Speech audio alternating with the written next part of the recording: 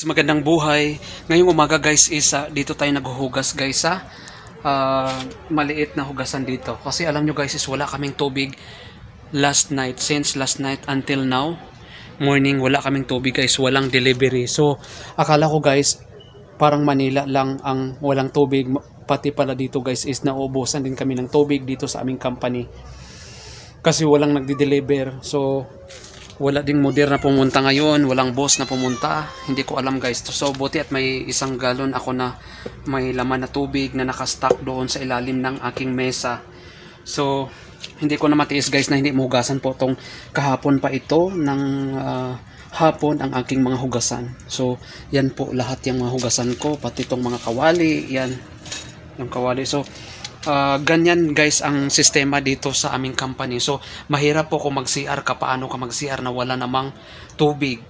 So ang iba dito lalo na yung mga Muslim kasi ano yan sila prayer, kailangan din nila ng tubig na maghugas.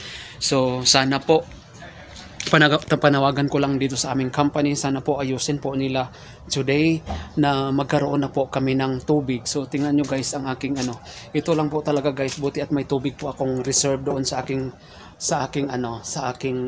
ilalim ng mesa. Kasi dati yung mga kasamahan kong Filipino, nag-stock talaga kami guys ng tubig dyan sa aming mesa kasi just in case sa emergency may magamit po kaming tubig. So yan po talaga ang pinaka-importante na dapat po tayo mag-stock ng mga tubig, kasi kung wala na pong tubig na ma-deliver, so may kukunin po tayong tubig gaya nito guys, no? Gaya nito na nakastock po yan doon sa ilalim ng mesa namin.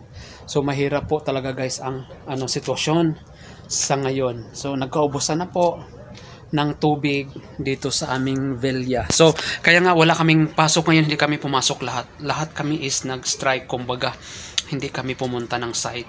So wala pang modern or boss na pumunta ngayon, alas 8 na ng umaga, mag 9 o'clock na. So sana po magawa nilang paraan at masolusyonan itong mga problema ng workers, na kung saan guys, kung walang workers, walang boss, walang accomplishment na magagawa sa working site.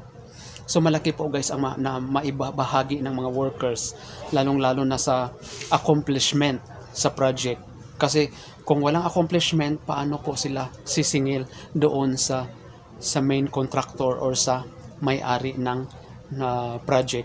So sana po masolusyonan na ito at matapos na para bukas is makatrabaho na rin kami balik.